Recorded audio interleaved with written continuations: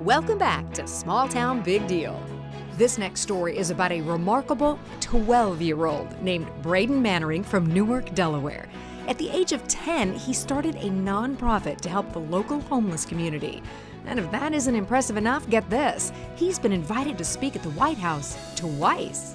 We caught up with Braden at Kirk Middle School, where we heard he was going to deliver a speech about his nonprofit and ways everyone can get involved. And at this time, I'd like to call Braden up to talk to you guys. I started Brae's Brown Bags when I was 9 years old. It was an easy way for me to help homeless people I saw on the street. I would pack a bag, keep it in my mom's car, and have it with me while we were out. I knew I couldn't help all people at the same time, but I could help one person at a time.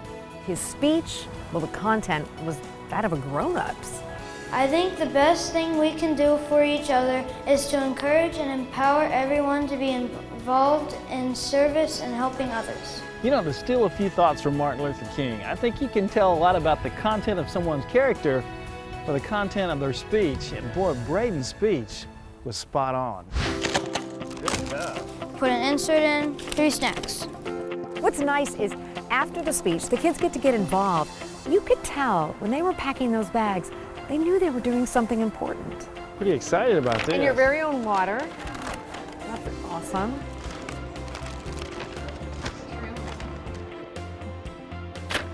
I might have helped you just a little bit there. Way to go. All right. Plans for the club and for you now that you've been inspired by Braden? Well, I want to go to shelters, homeless people, talk to little kids, tell them not to give up on their dreams. I feel really lucky that Small Town Big Deal was here for the very first chapter of 3B Ripples. You know, it'd be great if this just went nationwide. So when you saw the kids today, listening and participating, what is your hope for the students at the school? Well, I hope that they'll take the spirit of Braden's project and you can see what he brings to the table, his commitment and his family's commitment to this work. And I just hope that they'll be inspired by him. And I think I saw a few times today when that was already happening. Maybe this is something that Braden can even take beyond Delaware to, throughout the country. We packed up the car with all the bags and headed to the Empowerment Center, a local ministry and soup kitchen in downtown Newark. Hi. It was simply amazing to watch Braden quickly spring into action, handing out bags and shaking hands with the men and women. Thank you very much, sir. You're welcome. Thank you. You're welcome. It's just a simple brown bag with food and water. But looking at the faces of these men, accepting this from someone just a fraction of their age, tells the whole story. Would you like one as well? Yes, thank you. You're welcome. This kid is kind of awesome. I mean, he's going out of his way to make sure that people that are less fortunate have a little something to eat, some soap, a toothbrush. Pleasure, man. Thank you. You're welcome. Jann and I wanted to see the operations of Brae's Bags, and boy, were we surprised to learn that they operate entirely out of their home. So, Christy, we're kind of at ground zero, I guess, but it happens to be in your basement, so this is kind of where it all happens? Yes. So this is our general assembly line here for Brae's Brown Bags, but everything is here except for the water bottles, which we store at my grandma's house in her garage, all 5,000 of them. Wow, so it really is a family project. Yes, it is. We have support from all of our family. There's been a whole lot of praise heaped on Braden today, and it should be. But I want to brag on Christy. What an amazing mother she is. So tell us about that dinner at the White House. Yeah. I mean, it's pretty amazing that you've dined with the First Lady. So Braden won the Healthy Lunchtime Challenge, and the prize was to go to the White House, and we were seated with the First Lady. So that was just Braden's first time at the White House because they called and invited him back. Can you imagine being Christy and your phone says White House?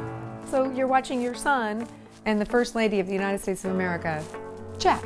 Yes. He starts to tell her about the mud run. He ran the mud run junior with other kids and got all dirty and was raising money for leukemia research. So she was really excited about that. So she asked questions, which was cool. So he was excited to talk about that. So then at the end, she said, well, while you're going through your summer, while you're having fun, while you're doing these things, think about ways you can pay it forward. You know, he's been to the White House twice. Probably not his last trip, I'm guessing. So you've got your whole family helping you, huh? Mm-hmm. Are they pretty good workers? Yeah, the only problem is I have a lot of siblings and they're younger, and sometimes they don't always like to do it because they're tired or they want to play games. But it's hard being the mature one. I know. Yeah, right. You know, I know Braden's appreciative for anybody who writes a check or throws in a dollar bill to help him. It's kind of nice that he's willing to do all the hard work and the heavy lifting. So Braden, how do you inspire other kids? How do you go about that? well, I say how that they are already doing something really big, which is being themselves, but dream bigger. He is way too profound. He's got to be older than 12. Do you know what Rodney said earlier? He said that you've already been to the White House a couple of times, but he looks forward to the day when he sees you living there year-round. What do you think? I hear that a lot. It's not the first time I've heard it, and I think that might be true. Oh, so Mr. President has a nice ring to it? Yeah? Yeah.